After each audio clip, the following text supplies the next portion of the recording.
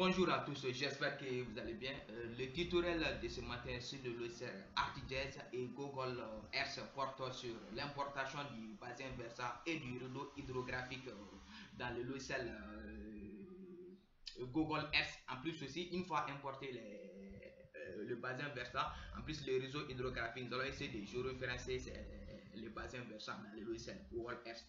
La méthodologie consiste d'abord à convertir le bassin versant et le réseau hydrographique en format KML. KML dans le logiciel ArcGIS. KML, ça c'est l'installation du Google Earth. Une fois converti ces données, après, nous allons importer ces données dans le logiciel Google Earth et ensuite, nous allons essayer de géoréférencer ces données. C'est ça qui porte les tutoriels de ce matin sur le logiciel ArcGIS et sur le logiciel Google Earth. Pour ce faire, nous allons essayer de convertir d'abord notre bassin versant et notre bassin versant de Bonko et le réseau hydrographique. Avant de faire, je vais essayer de faire une petite modification en ce qui concerne raster watershed. Je vais essayer de changer la couleur, je vais mettre ça en couleur blanche, ainsi de suite. On va augmenter aussi la taille. Après, je clique sur OK. Je clique sur OK. Je vais essayer de changer cette partie. Après, comme vous le voyez, une fois changé la couleur même, le contour même du bassin versant dans le logiciel actuel, nous allons passer à la première méthodologie qui consiste à la conversion du bassin versant et du réseau hydrographique dans le logiciel, comme on appelle la Google Earth aussi. Nous allons essayer de convertir le bassin versant en format KML. KML, ça c'est l'extension même du Google Earth, ainsi de suite. Pour ce faire, au niveau de Arc Toolbox, nous allons naviguer au niveau de Conversion Tools. Après, ici, nous allons sélectionner tout KML. Après nous sélectionnons layer to KML. C'est comme nous allons convertir comment on l'appelle, le bassin versant de bassin versant qui a nous allons convertir le bassin versant au format KML. Nous allons faire double clic, ainsi de suite. Mais si c'était le contraire, ça n'allait pas être tout, ça sera from de KML au shapefile, ainsi de suite là. Après, on fait face à cette petite fenêtre. Au niveau de layer, nous allons cliquer sur la liste déroulante. Nous allons sélectionner notre bassin versant. C'est quel bassin versant même? Attends. Au niveau de layer, sur la liste déroulante, nous allons sélectionner bassin versant 1. Bassin versant 1. Après, on patiente un peu. Bassin versant 1.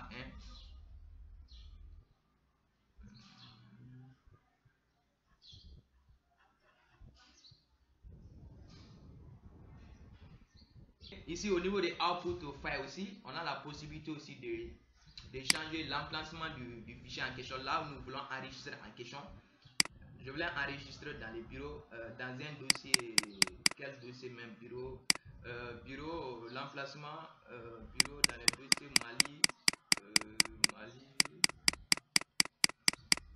Mali KML. Après, je vais essayer d'enregistrer au niveau du dossier KML. Au niveau du nom du fichier, nous allons donner un nom. Je vais mettre bassin versa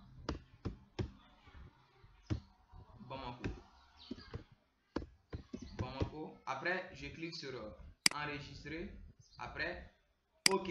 Pour finaliser, on passe à un peu. C'est en cours de traitement, ça prend un peu du temps.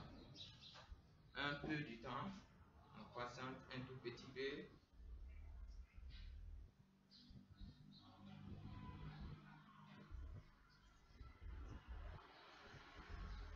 Comme vous le voyez, le traitement a été bien fait. Ça, c'est layer to KML. La même procédure aussi. Nous allons essayer de convertir le réseau hydrographique aussi. C'est la même procédure aussi. Toujours au niveau de layer to KML. Ici, layer, nous allons sélectionner réseau hydrographique. Le réseau hydrographique 1. Réseau hydrographique clip. Après ici, ça c'est toujours pour l'emplacement même du fichier en question. Je vais mettre ça dans le bureau. Quel dossier Mali. Après KML, toujours dans le dossier KML. Ici, je vais mettre réseau hydrographique. Réseau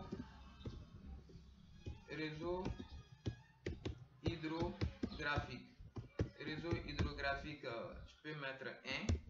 Après, je clique sur enregistrer. Ok, on patiente un tout petit peu aussi. C'est en cours de traitement. Ça prend un peu du temps. Un peu. Aussi, le traitement a été bien fait aussi. Comme vous le voyez, le traitement a été bien fait. Maintenant, on peut réduire le logiciel AdGuess. Nous allons ouvrir le logiciel Google Earth.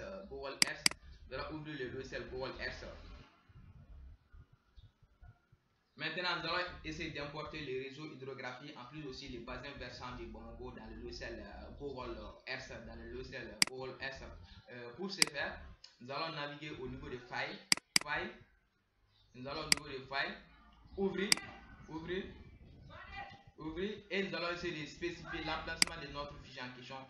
J'ai mis ça dans les bureaux, dans un dossier Mali Shafai. En plus, c'est dit KML. J'avais mis dans le dossier, dans le fichier KML. KML. En premier, je vais sélectionner le bassin versant. Après, nous cliquons sur ouvrir.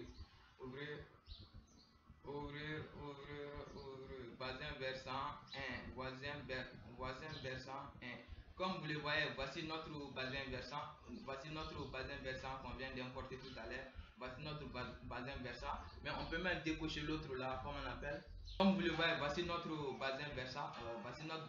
Ici aussi, on a la possibilité aussi de faire disparaître la fiche aussi dans cette partie au niveau de calque aussi, de faire disparaître la route aussi, ou bien de faire réapparaître le lieu aussi. C'est dans cette partie qu'on peut faire toutes les manipulations y afférentes ainsi de suite. Voici notre bassin versant, relève, on peut faire disparaître. Voici notre bassin versant.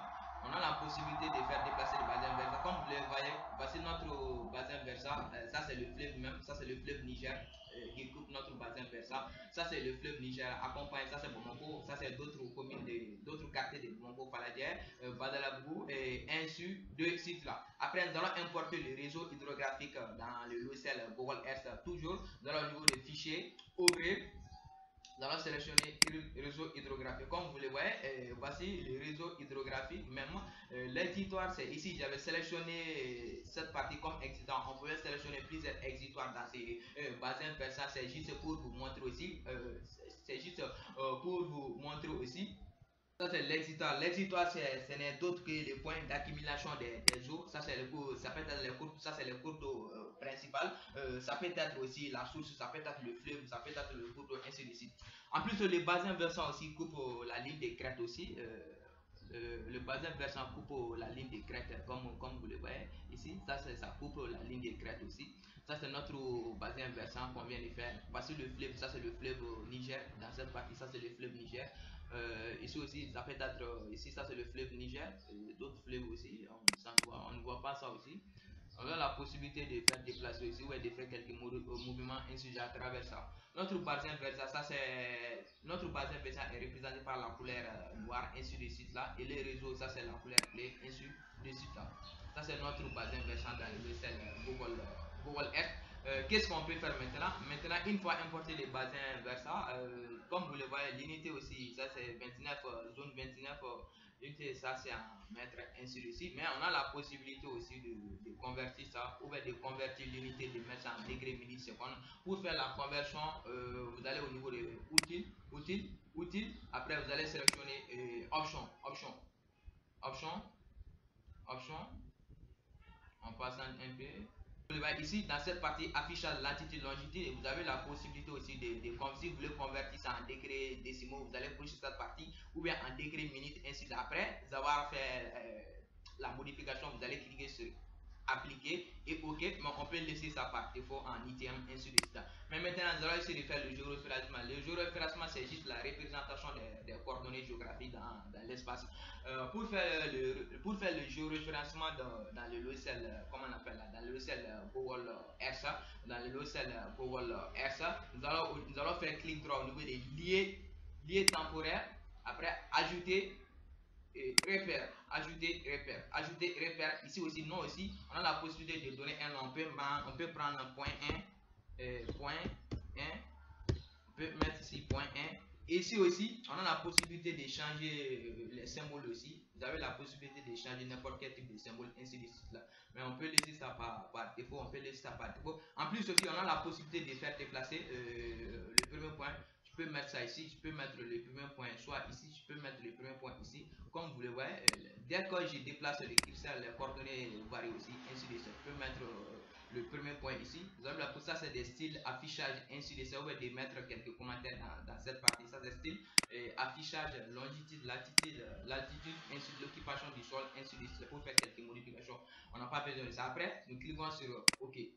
Ça, c'est le premier point. Ainsi de suite, nous allons essayer de prendre 4 points ici. 4 points. Toujours, c'est la même procédure. Clic droit au niveau des liés temporaires. Ajouter, repère. Ici, nous allons mettre point 2. Non, point 2. Point 2. Après, essayer de déplacer ça. Je vais mettre ça ici. Essayer de mettre ça ici. Ici. Après, je clique sur OK. Troisième point ici. Ajouter, repère. Je vais mettre point 3. Point 3. Au niveau de point 3, essayer de déplacer. Je vais mettre ça ici. Point 3. Après, je clique sur OK. Et le dernier point, clic droit, ajouter, repère, nom du fichier. Je vais mettre point 4. Je vais mettre point 4 ici. Ici. Ici, vous avez la possibilité de sélectionner les points aussi parce que ce n'est pas au hasard que j'ai pris ça ainsi de suite. Mais c'est juste, vous pouvez prendre, vous pouvez représenter n'importe quelle partie même dans cette partie. Ainsi de suite. Moi, je vais sélectionner, vous pouvez prendre un point ici, un autre point ici, ainsi de suite là. Mais juste pour vous montrer comment faire un géoréférencement dans le logiciel Google Earth, ainsi de suite. Après, nous cliquons sur OK, ainsi de suite là. Mais maintenant, une fois fait le géoréférencement, maintenant, nous allons essayer d'enregistrer notre image aussi. Pour enregistrer l'image ici, dans cette partie ici, enregistrer l'image, nous allons cliquer sur cette partie, enregistrer l'image. Dès qu'on enregistre l'image, comme vous le voyez, dès qu'on enregistre l'image comme vous le voyez, ici, on a la possibilité de faire quelques modifications. Ça, c'est 400 titres. Ici, de faire quelques modifications ou de saisir une information pour que ça apparaisse au niveau de Google Earth, soit le titre de la carte, ainsi de suite. Vous avez la possibilité de saisir quelque chose, ainsi, mais on n'a pas besoin de ça. Ici aussi, ça c'est la légende aussi. On a la possibilité de faire quelques modifications concernant la légende, de faire quelques modifications concernant la légende. Une fois cliqué sur la légende en question, comme vous le voyez, si on voulait décocher cette partie, on clique sur ça, ça va disparaître, et ça aussi, ça va disparaître, ainsi de suite là, comme vous le voyez. Et ici aussi, comme on appelle là, bazin versant. Ici, au niveau de 1, nous allons mettre ça, c'est notre bazin versant. Nous allons saisir bazin versant. Nous allons mettre ici versant, bazin versant. Après, élément D, ça c'est notre réseau hydrographique. Réseau hydrographique. Hydrographique. Ici, on peut décocher cette partie. Les points qu'on avait géoréférencés, ainsi de suite, on peut décocher, ainsi de suite. On n'a pas besoin de ça aussi. On n'a pas besoin de ça. On peut décocher cette partie. Non, on peut décocher cette partie, l'élément. Mais au niveau de la légende, c'est le bassin versant et le réseau qui apparaît, ainsi de suite là. Après, nous allons essayer d'enregistrer l'image aussi.